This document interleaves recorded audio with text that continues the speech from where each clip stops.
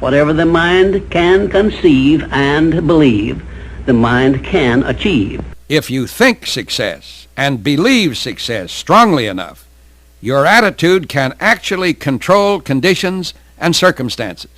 I believe we all have unlimited possibilities to become pretty much anything we want, because I believe you're not given a dream unless you have the capacity to fulfill it.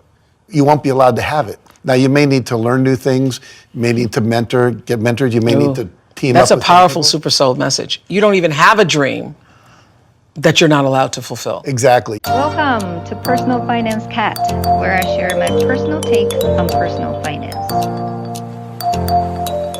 One of the ubiquitous personal development advice that I just hear far too often is that you can do anything you set your mind to. What can I say? It can be more misleading and creates such false hope that people end up being really frustrated. The nature versus nurture debate is over. Every one of us, including those who are super talented, are limited or blessed with what we are born with. Of course, hard work plays a significant role, but what it can do may be limiting depending on what it is that you are doing. For example, if you want to be an NBA player but are only 5'3", no matter how hard you work at it, your chance of reaching your dream is infinitesimal. Another example is if your IQ is 100, which is the average person's IQ, no matter how hard you work, your chance of getting a Nobel Prize in natural sciences or the Fields Prize in mathematics is infinitesimal as well. Same for the other personal traits, such as curiosity, perseverance, resilience, etc. I'm not arguing against their importance. However, raw talent and intelligence, which for the most part are simply what you're born with, play the biggest role in future academic and/or economic success of an individual. Feel offended or think I'm too negative Nancy? Here are some well-recognized academic research studies that support my argument above. Number 1, intelligence and cognitive ability studies. Spearman's G factor. British psychologist Charles Spearman proposed the concept of general intelligence, or G, which suggests that a core cognitive ability underlies various intellectual tasks. Research following Spearman's work has shown that higher IQ scores, which is a proxy for intelligence, are associated with success in various cognitive tasks and academic achievement. For example, a meta-analysis by Strens 2007 found that intelligence measured in childhood is a strong predictor of educational attainment, job performance, and career success in adulthood. Number 2, cognitive ability and educational achievement. Deary et al. 2007. This study followed children from the age of 11 into adulthood and found that intelligence test scores were strongly predictive of educational attainment and professional success. The researchers argue that cognitive ability, as measured by IQ, has a significant impact on life outcomes. Number 3, personality traits and success. Grit versus intelligence. Research by Angela Duckworth, known for her work on grit, which is a combination of passion and perseverance, showed that while grit is important, intelligence has a stronger correlation with academic success. In her studies, IQ was found to be a better predictor of success than grit in standardized tests and educational attainment. In addition, as an intuitive person, I rely a lot on observations. A simple observation to me basically confirms that most, if not all, of the ultra-successful people are super intelligent. In addition, for those individuals, there is usually a specific talent that's pretty much unparalleled, which would have shown through when they were very young. We can probably very easily see that in the world of arts and athletics. But even in the arena where you tend to find more older successful individuals, such as business and politics, it is the case as well. Since we're on the eve of the US presidential election, let's start with politics. 1. John F. Kennedy. Kennedy came from a politically active family and was exposed to public service at a young age. Inspired by his father's work and his own experiences in the Navy, He developed a deep interest in leadership and public service early on. Elected to Congress at 29 and then to the Senate, Kennedy eventually became the 35th U.S. president by age 43. 2. Margaret Thatcher. As a teenager, Thatcher showed strong interest in politics, joining the Conservative Association in college. Her early passion for political challenge led her to become the first female British Prime Minister, serving as a transformative figure who championed conservative economic policies. 3. Nelson Mandela.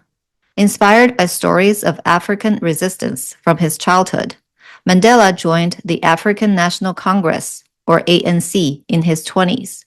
His early commitment to equality and justice drove him to fight apartheid, eventually leading to his presidency in South Africa and his role as a symbol of peace and resilience worldwide.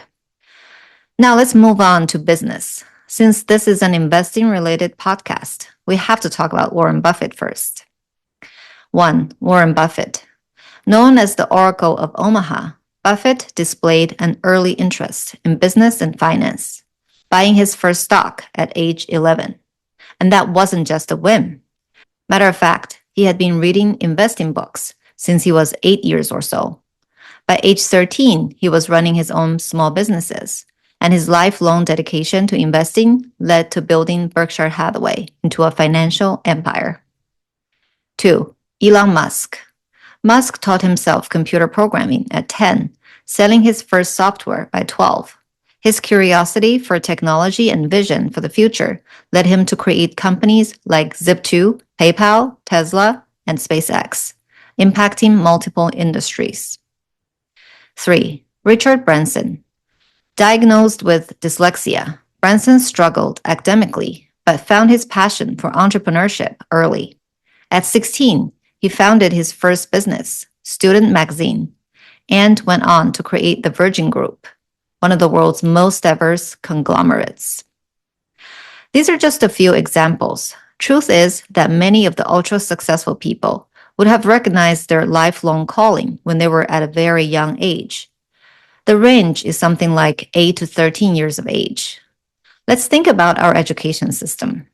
We're typically in school for a long time, including those very critical and formative years. During those years, the focus was on general education, not on finding your passion and honing the skills related to that passion. We probably all remember a time when we were very passionate about something, but because of societal and peer pressure, we put that aside, thinking that we can pick it up later on. Instead, we focused so much on strengthening our weaknesses. What a disservice that such formal education does to our development, don't you think? No wonder most of us end up being mediocre at everything. Some of us may be lucky and/or the pure talent just trumps over all the obstacles. But still, the success rate at producing true innovation in whatever area it may be could be much greater if kids are given the opportunity to pursue what it is that really makes them tick. I didn't come up with this theory on my own, of course. I heard about it from Monish Probrai in his recent interview on My First Million, link in the show notes, which went viral. And he's not alone in asserting this. One of my favorite living authors, Robert Greene, in a recent interview with Andrew Huberman, also mentioned something similar. That is, you really have to figure out what your true passion is in order to achieve something great. And the younger you are, the easier it is to know what that true passion really is, without parental or peer influence. Furthermore, he did offer more helpful advice than just that. If I were to summarize, it is simply to rely on your introspection and recollect what it was in your childhood that stirred up your passion, curiosity, and excitement like nothing else. Of course, I would highly recommend that you listen to the full podcast interview of Robert Greene on the Huberman Lab podcast, link in the show notes, and read Greene's book, Mastery. So there is your silver lining after learning that we're all limited by our skills and passions.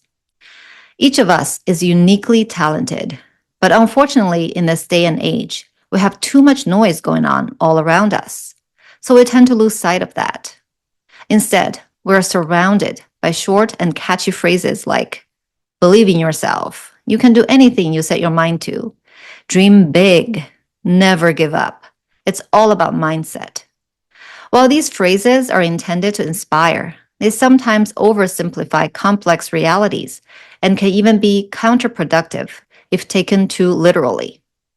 For example, you can do anything may promote the idea that success depends solely on effort, which can overlook factors like talent, resources, skill sets, and circumstances. This can lead to frustration and disappointment if people feel they've, quote, failed despite putting in hard work. That's why I like how Robert Greene frames it. It's about finding your, quote, life's task. Even though something is really hard to do, if that's your calling, you'd be able to find a way to accomplish it. In his case, writing is his passion, but he finds it incredibly challenging and mentally taxing. He explained that writing a book requires intense focus, discipline, and a kind of emotional resilience. Even though he feels a deep connection to his work, the process itself is difficult, involving many hours of solitude and constant self-reflection. To summarize, even though my message cannot be a crisp, catchy phrase, the first step is to not believe these so-called gurus who tell you that you can do anything.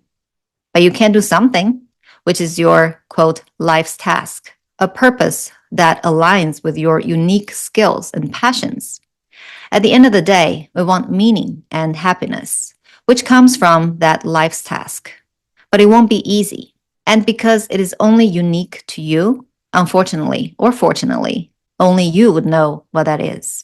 All right, friends, that's it for today's episode. What are your thoughts? Is it helpful for the life stage that you're in right now? Let me know in the comments section. Thanks so much for listening. Bye for now.